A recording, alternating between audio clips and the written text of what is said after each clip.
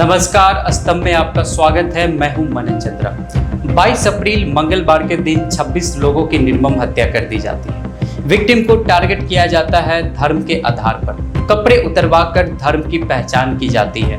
पहलगाम के बाइसरन वैली, जिसे mini Switzerland कहा जाता है, 22 अप्रैल के दिन खौफनाक आतंकवादी हमला होता है जिसमें 26 निर्दोष लोगों की हत्या कर दी जाती है।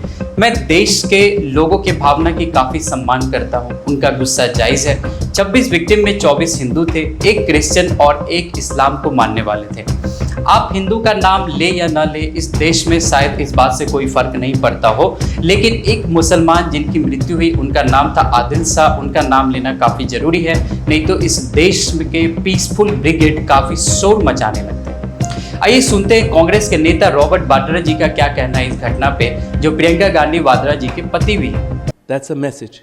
Also sending a message to the Prime Minister of our country. Why?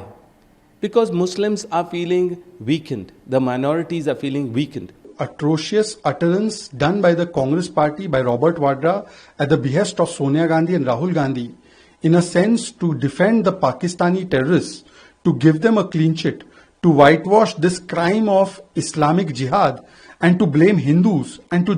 आज हम फोकस करेंगे भारत के आंतरिक सुरक्षा पे। आज हम बात करेंगे भारत के इंटरनल क्लीनिंग की ज़रूरत पे। आज हम बात करेंगे भारत में इंटरनल सैनिटाइजेशन की ज़रूरत पे। Internal cleaning and internal sanitisation कितना महत्वपूर्ण है। एक बात हमें बहुत अच्छे से समझने की ज़रूरत है, ये लड़ाई आइडियोलॉजिकल है, ये लड़ाई सोच की है। पहलगाम टेररिस्ट अटैक की बात करें या मुर्शिदाबाद राइट्स की बात करें, जहां 500 से 600 हिंदू परिवारों को पलायन करना पड़ता है अपने ही देश में दंगों की वजह से 500 से 600 हिंदू परिवार पलायन कर जाते हैं, बस इसलिए क्योंकि वक्फ कानून सो कॉल्ड एक सेक्शन ऑफ द पीपल को रास नहीं आती है, जिसके बाद वो विरोध करते हैं। आप पहलगाम टेररिस्ट अटैक की बात करें या मुर्शिदाबाद राइट्स की बात करें, आइडियोलॉजिकली आप इन दोनों को डिफ्रेंशिएट नहीं कर पाएंगे। सारे घर जला दिए गई है, सारे दुकानें जला दिया गया है।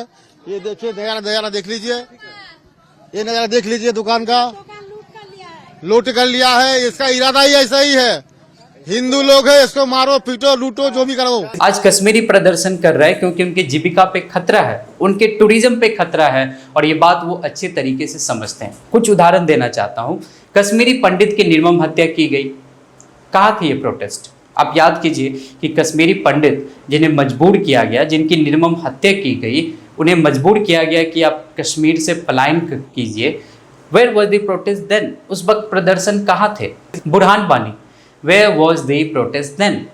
अफजल गुरु को तो ये लोग योद्धा मानते हैं। जब पार्लियामेंट पे अटैक हुआ, where was the protest then? The question is the same in a chronological order.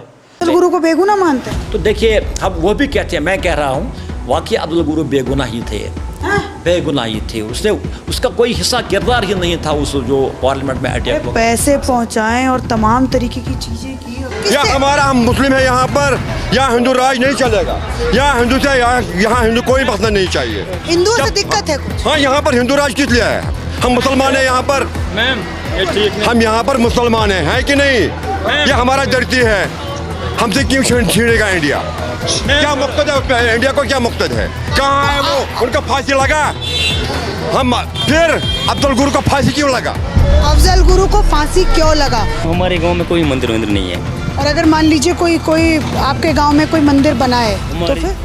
हमारी मिसाल हमारे यहाँ आंगन में जमीन में वो ठीक नहीं है, हम उसको जलाएंगे और क्या करेंगे? मंदिर को जलाएंगे और क्या करेंगे? बुरहान वानी का नाम सुना है? हाँ। कौन था? बुरहान वानी है तो वो क्या कौन था? वो मुजाहिदों का आगे है वो। मुजाहिद है ना, वो मुजाहिद है ना। आप उसको शहीद मानते हैं? और क्या, शहीद है। हाँ, और क्या।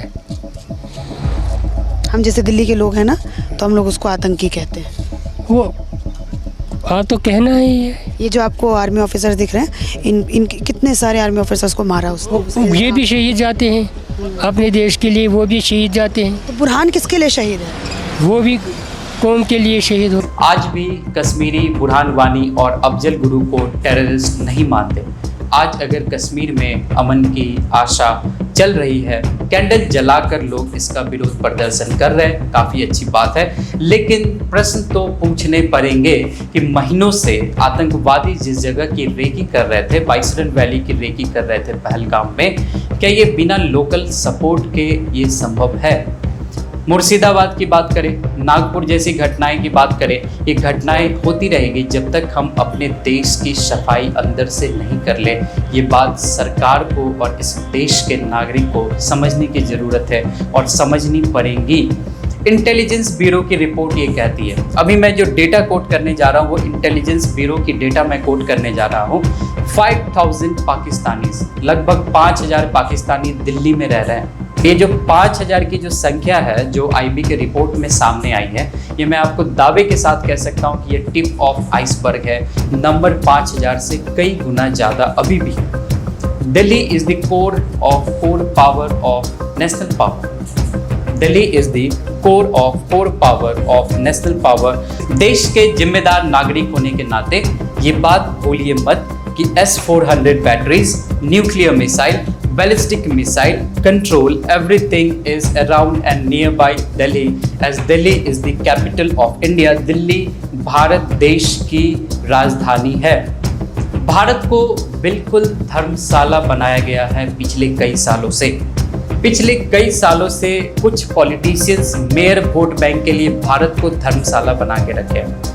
मेयर पॉलिटिकल एम्बिशन को फुलफिल करने के लिए ये बांग्लादेशी और पाकिस्तानी भारत में रह रहे हैं और इनको समर्थन देते हैं हमारे देश के कुछ पॉलिटिशियंस, बस एक छोटे से ऑब्जेक्टिव को फुलफिल करने के लिए, वो है वोट बैंक ऑब्जेक्टिव, वो है पॉलिटिकल एम्बिशन। और अब देश के नागरिक होने के नाते ये प्रश्न सरकार से अगर आप नहीं पूछेंगे तो ये प्रश्न सरकार से कौन पूछेगा?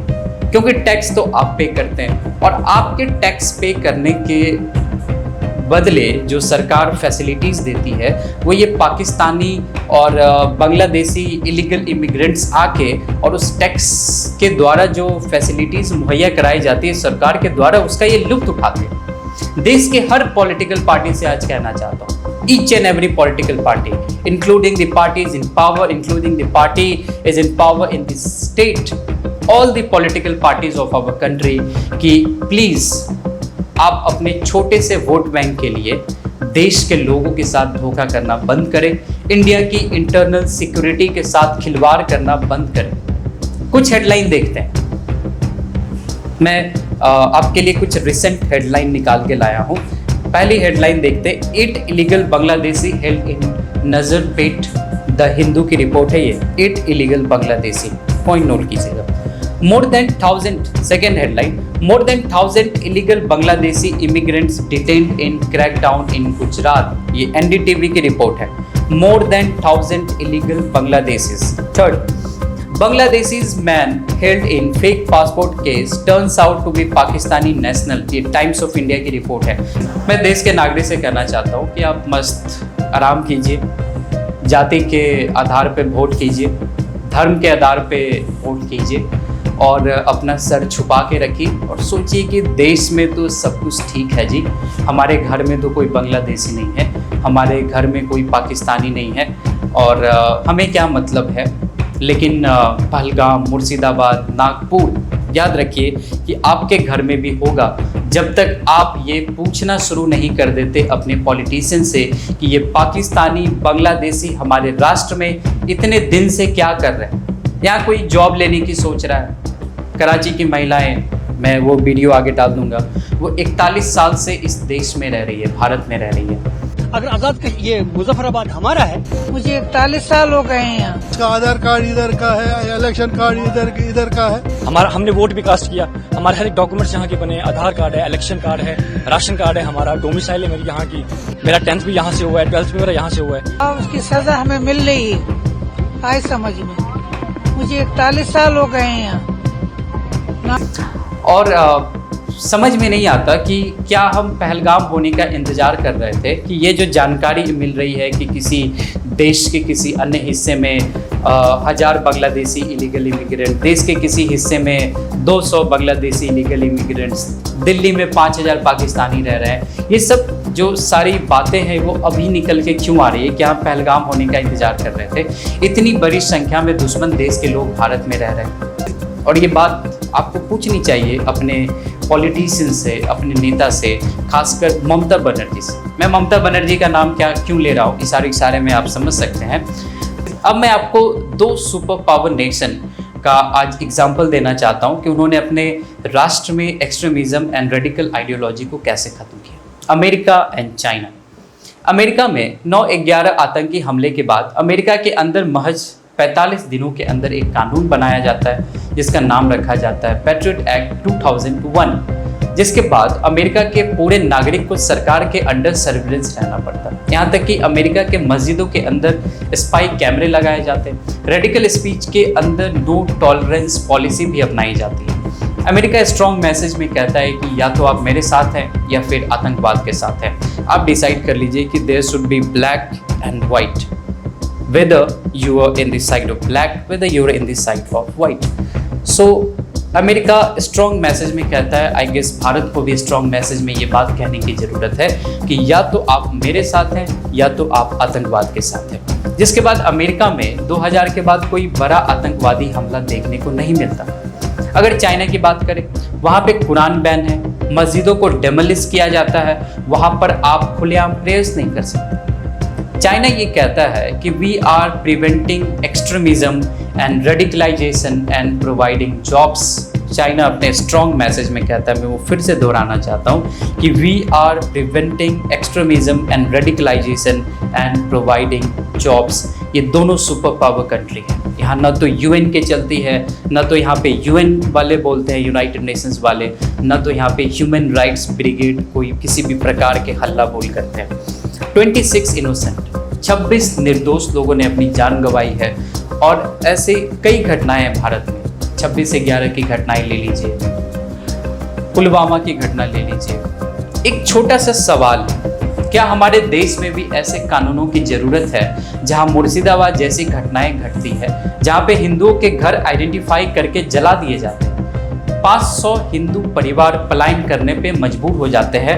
एक बात भूलिए मत कि वो इसी देश के नागरिक हैं और इस देश में ही वो पलायन करने को मजबूर हैं। सिमिलरली मैंने ये उदाहरण पहले भी आपको दिया, कश्मीरी पंडित इसी देश के नागरिक हैं और इसी देश से वो पलायन करने को मजबूर हैं। और हम भारत को लार्जेस्ट डेमोक्रेसी कहते हैं। भारत एक लोकतंत्र देश है। अब मैं दूसरे पहलू पे बात करता हूँ। आज आप कश्मीर वैली में डल लेक के पास लाल चौक पे प्रोटेस्ट देख रहे हैं। वहाँ के लोग प्रदर्शन कर रहे हैं और कह रहे हैं, टूरिस्ट हम शर्मिंदा हैं, तेरे कातिल जिंदा है। अगर कश्मीर के अंदर सालों पहले ये आवाज आती कि इंडियन आर्मी हम शर्मिंदा है, तेरे कातिल जिंदा है, बुरहान वानी को आतंकवादी समझा जाता, तो कश्मीर की ये हालत आज बिल्कुल भी नहीं होती। उन्हें डर है बस टूरिज्म खत्म हो जाने का, क्योंकि कश्मीर पूरे तरीके से टूरिज्म पे डिपेंड करता है। इन लोगों का मानना है कि अफजल गुरु तो निर्दोष है। क्या इन सारी मानसिकता से भारत को लड़ने की जरूरत नहीं है? आज भारत पाकिस्तान पे हार्ड डिप्लोमेटिक एक्शन ले रहा, वाटर ट्रीटी पॉज करना जैसे निर्णय सम्मिलित हैं। हमने कई बार पाकिस्तान को हराया है, इस बार भी पाकिस्तान के 2 टुकड़े होंगे। एक बात ध्यान में रखिए कि युद्ध अचानक से रिएक्शन में नहीं लड़ा जाता। भारत अपने कदम पेशेंटली बढ़ा रहा, देश और सरकार के साथ है, लेकिन हमारे देश के अंदर ऐसे लोग हैं जिनकी मानसिकता ऐसी है जो दुश्मन देश से आके यहाँ पे तो बस गए। उनको कैसे हैंडल करेगी सरकार, ये देखने की ज़रूरत है। और जो देश के अंदर दुश्मन है, जो देश के अंदर किसी दूसरे देश से आकर हमारे भारत देश में बस गए और मुर्शिदाबाद, नागपुर जैसी घटनाओं को अंजाम देते हैं, उनके इंटरनल क्लीनिंग और इंटरनल सैनिटाइजेशन की पहले ज़्यादा ज़रूरत है। आप अमेरिका जैसे स्टेप्स नहीं ले सकते, बेशक आप चाइना जैसे स्टेप्स भी नहीं ले सकते, लेकिन देश में हो रहे एक्सट्रीमिज्म, इन्फिल्ट्रेशन, इलीगल बांग्लादेशीज और पाकिस्तानी इमिग्रेंट से बचने के लिए सरकार को कुछ तो रास्ता इख्तियार करना ही पड़ेगा और करना ही चाहिए। इसलिए देश में CAA एंड NRC जैसे पॉलिसी काफ़ी ज़रूरी हो जाते हैं। ये हमारे लिए काफ़ी अफसोस की बात है कि ऐसे व्यक्ति की मृत्यु हो जाती है जो कई देश में रहते हैं, सुरक्षित वापस आ जाते हैं, लेकिन अपने ही देश में बस इसलिए मार दिए जाते हैं क्योंकि वो हिंदू हैं। धैर्य रखिए, पाकिस्तान और बांग्लादेश दोनों एलिमिनेट होगा, चाइना भी न्यूट्रलाइज होगा।